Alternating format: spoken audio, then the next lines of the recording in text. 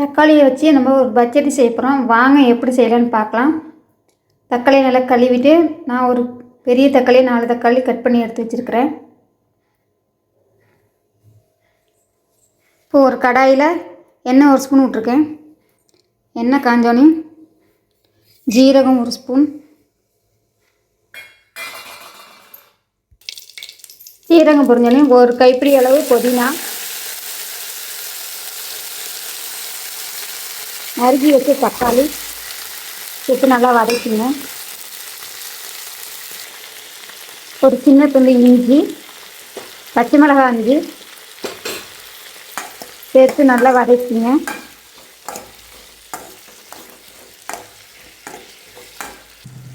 தக்காளி வதங்கிட்டே இருக்கு.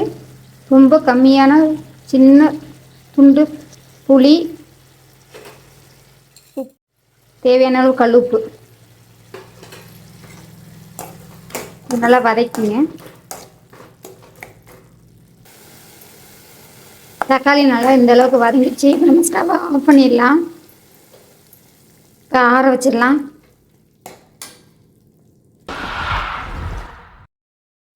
நம்ம வதக்கி வச்ச தக்காளி நல்லா ஆறிடுச்சு.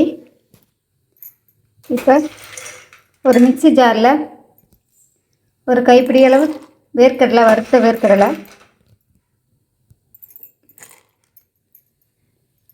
இப்போ தக்காளி விழுதை சேர்த்துக்கலாம்.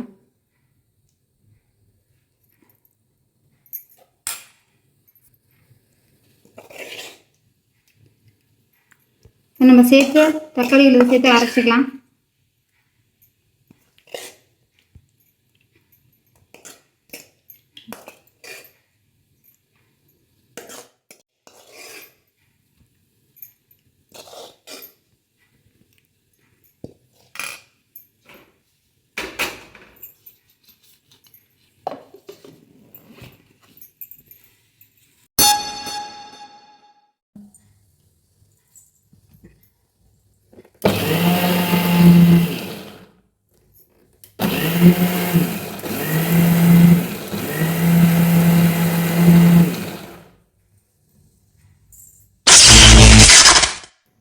இப்போ நம்ம தக்காளி பச்சடி அரைச்சிட்டோம்.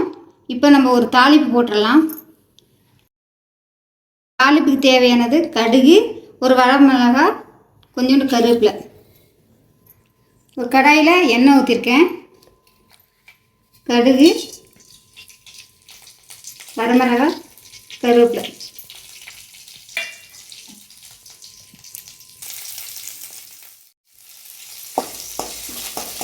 நல்லா பொரிஞ்சிருச்சு. நம்ம தாளித்து சேர்த்துடலாம்.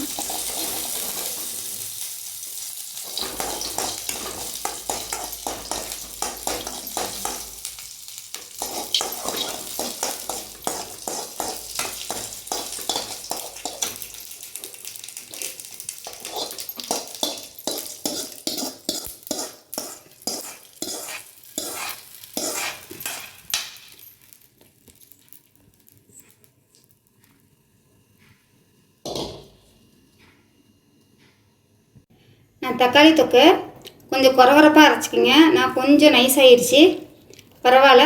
இருந்தாலும் டேஸ்ட்டு அட்டகாசமாக இருக்கும். இது போல் ஒரு தடவை ட்ரை பண்ணி பாருங்கள்.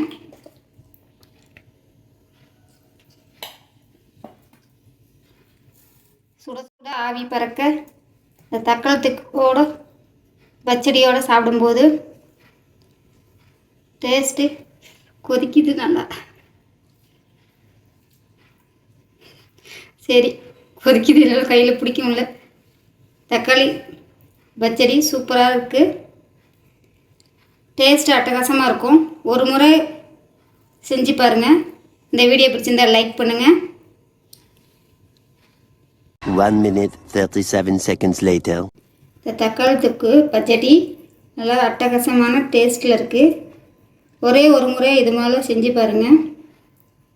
டேஸ்ட்டு உங்களுக்கு பிடிக்காதவங்க கூட இது டேஸ்ட்டு உங்களுக்கு பிடிக்கும். இந்த வீடியோ பிடிச்சிருந்தால் லைக் பண்ணுங்கள்.